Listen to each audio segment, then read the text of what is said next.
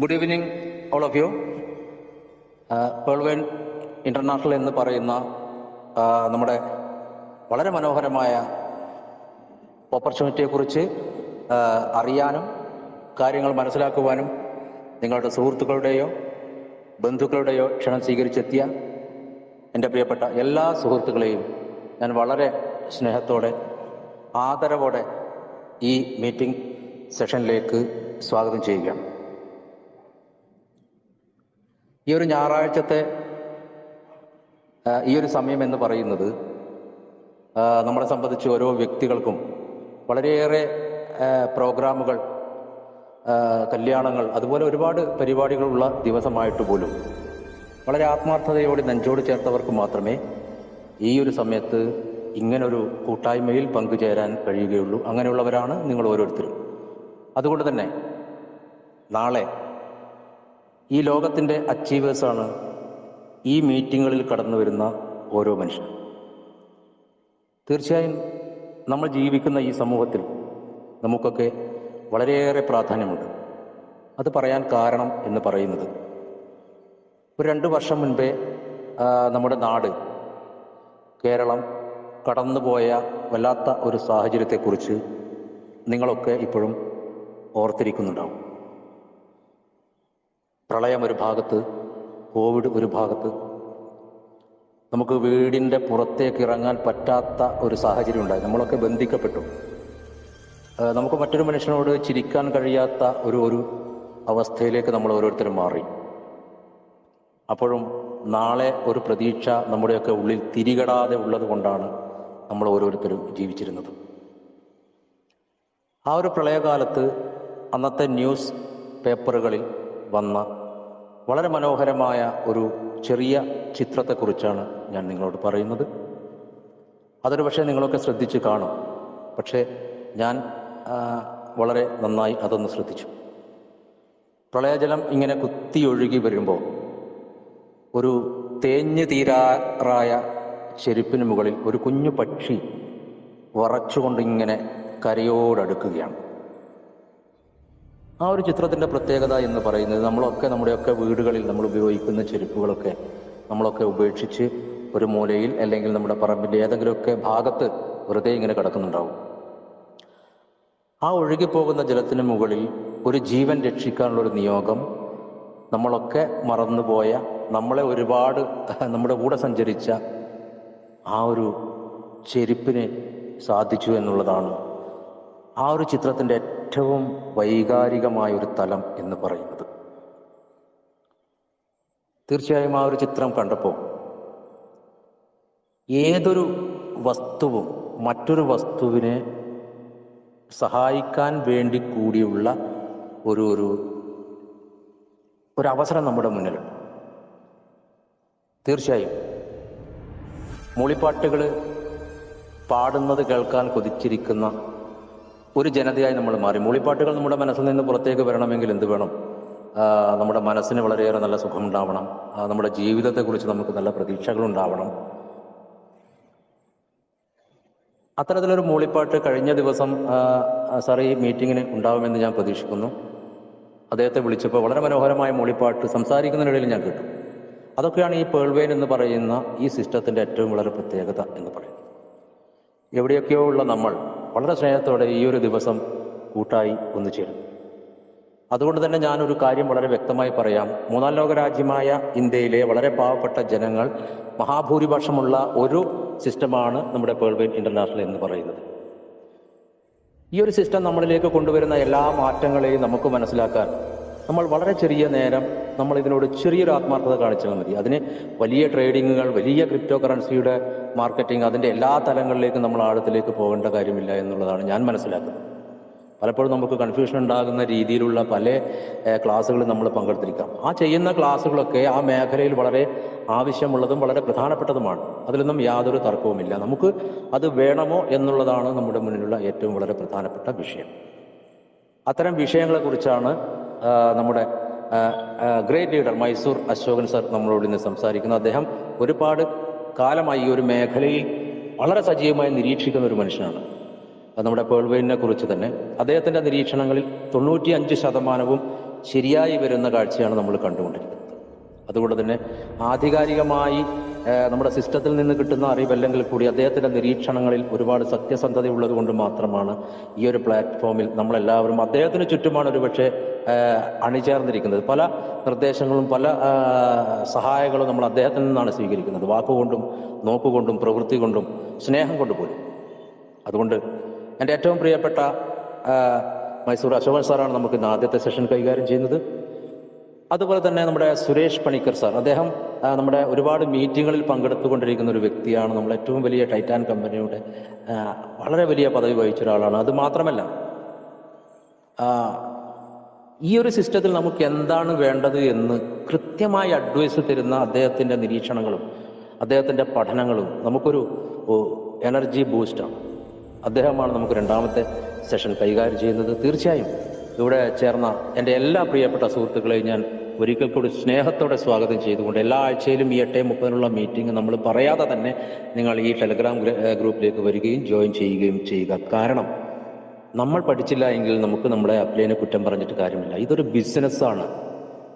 നമ്മൾ ഒരു ചെറിയൊരു കട തുടങ്ങിയാൽ പോലും അയൽപക്കത്തുള്ള ആളുകൾ വന്ന് നമ്മളെ അല്പസമയം സഹായിക്കുമെന്ന് മാത്രമേ ഉള്ളൂ. അത് നമ്മൾ തന്നെയാണ് ഡെവലപ്പ് ചെയ്യേണ്ടത്.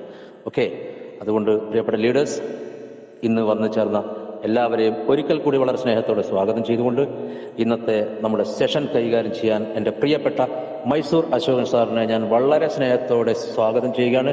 Sir, please welcome sir, please. Thank you Shaji sir. Voice correct ആണല്ലോ സാറേ? കറക്റ്റാണ് സാർ, കറക്റ്റാണ് സാർ. ഷാജി സാറ് വളരെ നന്നായിട്ട് എന്നെ പരിചയപ്പെടുത്തി, വളരെ സന്തോഷം. നമ്മൾ ഏകദേശം 10-35 മീറ്റിങ്ങോളം കണ്ണൂർ ടീമിൻ്റെ ഒരു എഫേർട്ട്, നല്ല ഒരു കോൺട്രിബ്യൂഷൻ എന്തായാലും ഉണ്ടായിട്ടുണ്ട്. ഇന്ന് നമ്മൾക്ക് തന്നിരിക്കുന്ന ഒരു വിഷയം, സാറ് എൻ്റെ അടുത്ത് അവതരിപ്പിച്ചൊരു കാര്യം PVC മെറ്റനെ കുറിച്ച് പറയാൻ വേണ്ടിയിട്ടാണ്. തീർച്ചയായിട്ടും PVC മെറ്റനെ കുറിച്ച് നമുക്ക് സംസാരിക്കാനുണ്ട്. അതിന് മുൻപായിട്ട് എനിക്ക് കുറച്ച് റിക്വസ്റ്റ് ഉണ്ട്.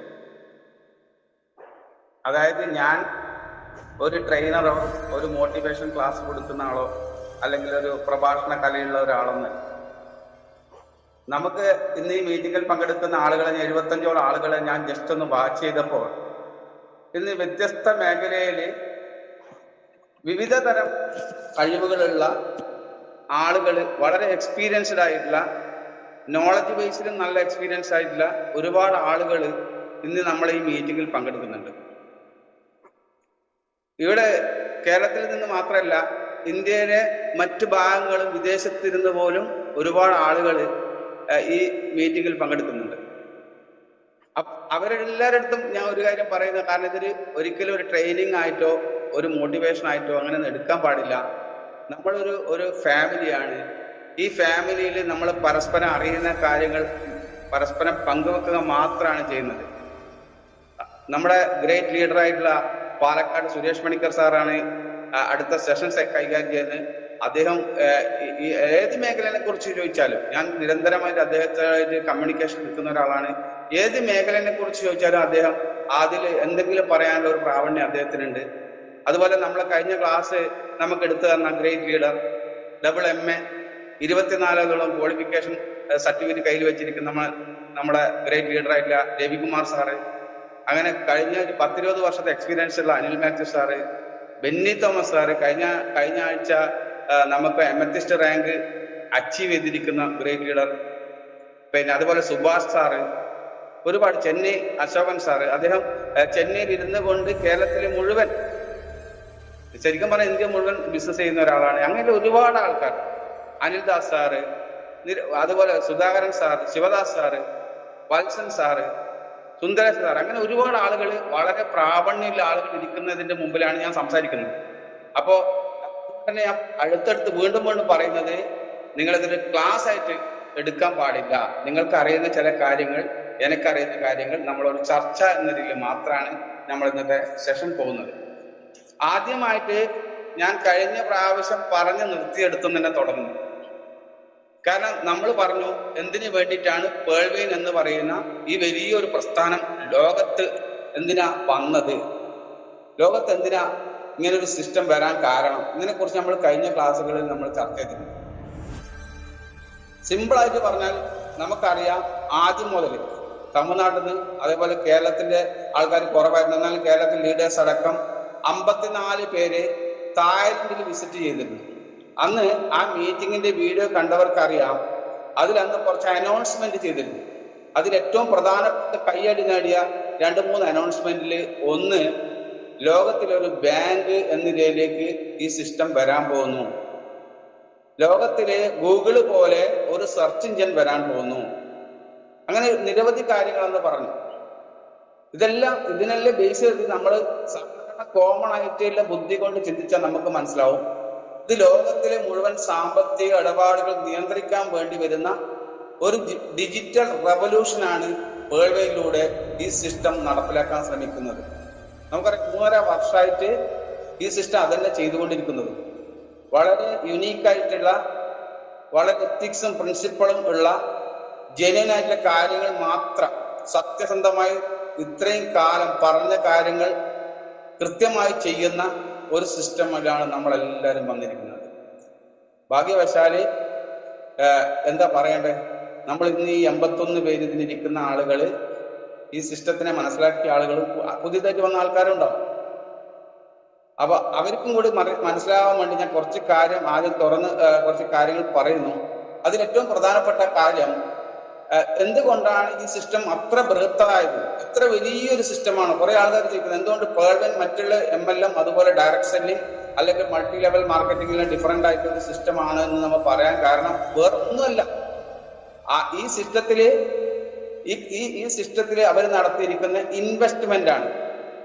അതിൽ അവർ ഇൻവെസ്റ്റ് ചെയ്തിരിക്കുന്ന അല്ലെങ്കിൽ അവരുടെ മൂലധനം നമുക്ക് മറ്റുള്ള ഒരു മേഖലയിൽ ഇല്ല, ഒരു മൾട്ടി ലെവൽ മാർക്കറ്റിംഗ് കമ്പനിയോ ഒരു സിസ്റ്റത്തിനെ കുറിച്ച് കമ്പയർ ചെയ്യാൻ പോലും പറ്റാത്ത തരത്തിലുള്ള ഇൻവെസ്റ്റ്മെന്റ് ആണ് നടത്തിയിരിക്കുന്നത്. ഏറ്റവും പ്രധാനപ്പെട്ട കാര്യം, എന്നെ സംബന്ധിച്ച് ഞാൻ അതിൽ ഇഷ്ടപ്പെടാൻ കാരണം, ഞാൻ ഇതിൽ സ്റ്റിക്ക് ഓൺ ചെയ്ത് മുമ്പോട്ട് പോകാനും ഈ സിസ്റ്റത്തിനെ സ്നേഹിക്കാനും കാരണം, ഈ സിസ്റ്റത്തില് അവര് നടത്തിയിരിക്കുന്ന ഇൻവെസ്റ്റ്മെന്റ് ആണ്.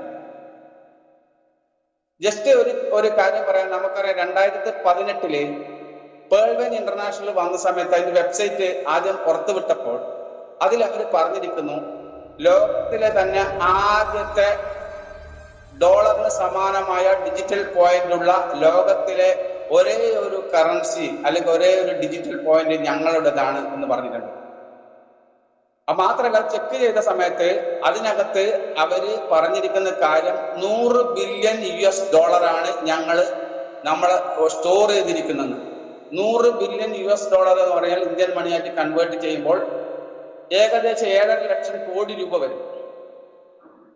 2018 7.5 ലക്ഷം കോടി എന്ന് പറയുമ്പോൾ അന്ന് അത്രയും ഇൻവെസ്റ്റ്മെന്റ് നടത്താൻ നമ്മുടെ രാജ്യത്തുള്ള ഏറ്റവും വലിയ ബിസിനസ്മാൻ, അന്ന് ബ്ലൂംബർഗ് അതുപോലെ ഫോക് മാഗസിന്റെ കണക്ക് പ്രകാരം 2015 നമ്മളൊക്കെ പറയുന്ന മുകേഷ് അംബാനി ഇന്ത്യയിലെ ഏറ്റവും വലിയ കോടീശ്വരനായിട്ടുള്ള അദ്ദേഹത്തിന്റെ ടോട്ടൽ അസറ്റ് പറഞ്ഞാൽ എല്ലാം കൂട്ടിയത്, അദ്ദേഹത്തിന് എന്തൊക്കെയുണ്ട് അതൊക്കെ കൂട്ടിച്ചേർത്തിട്ട് ബ്ലൂംബർഗും ഫോക്സും പുറത്തുവിട്ടത് 7 ലക്ഷം കോടിയാണ്.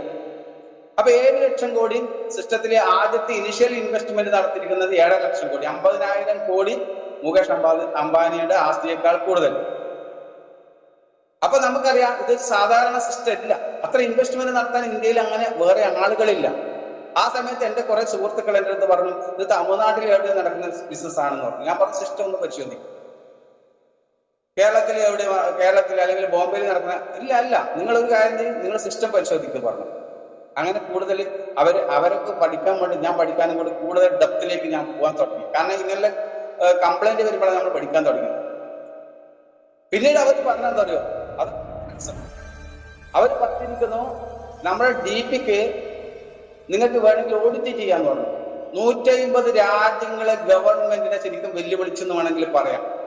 അവരുടെ വെബ്സൈറ്റിൽ അവർ പ്രസിദ്ധീകരിച്ചു, നിങ്ങൾക്ക് വേണമെങ്കിൽ DPയെ കുറിച്ച് എക്സ്റ്റേണൽ ആയിട്ടും അതേപോലെ ഇന്റേണൽ ആയിട്ട് ഓഡിറ്റ് നടത്താൻ ഞങ്ങൾ തയ്യാർ, നിങ്ങൾ നടത്തിക്കോളൂ, നിങ്ങൾക്ക് എവിടെ വേണമെങ്കിലും നമുക്ക് അവസരം തരാൻ പറ്റും. മാത്രമല്ല അവർ ഓഡിറ്റ് ചെയ്യുമ്പോൾ മനസ്സിലാക്കിയ ഒരു കാര്യം, നമ്മളുടെ ഈ ഒരു DPക്ക്, നമ്മൾ ഈ കാണുന്ന DP പല പല കഷ്ണങ്ങളാണെന്നും, അതായത് 100 രൂപ എന്ന് നോട്ട് എടുത്തു കഴിഞ്ഞാൽ നമുക്ക് 100ന്റെ 1 രൂപ നോട്ട് പോലെ ഒരു DP പല കഷ്ണങ്ങളായിട്ടുള്ള ഒന്നാണെന്നും, അതിനൊക്കെ സ്വന്തമായിട്ട് നമ്പർ, നമ്മൾ നോട്ടിലുള്ള പോലെ ഓരോ നമ്പറും അതിന് ബാർ കോഡ് ഉണ്ടെന്ന് കാര്യം മനസ്സിലായി. അതോടുകൂടി കാര്യങ്ങൾ കുറച്ചും കൂടി സുഖപരമായി ആളുകൾ ഇതിനെ സ്വീകരിക്കാൻ തുടങ്ങി. നമുക്കറിയാം, കേരളത്തിൽ അന്നത്തെ ഏറ്റവും വലിയ പണക്കാരനായിട്ടുള്ള ഏതെങ്കിലും ഒരു എക്സ്, അന്ന് ഇതേപോലെ ബ്ലൂംബർഗിൽ കേരളത്തിലെയും ഒരു വലിയൊരു സമ്പന്നന്റെ 2-3 സമ്പന്നന്മാരെ അന്ന് പുറത്തു വിട്ടിരുന്നു കേരളത്തിൽ 2018.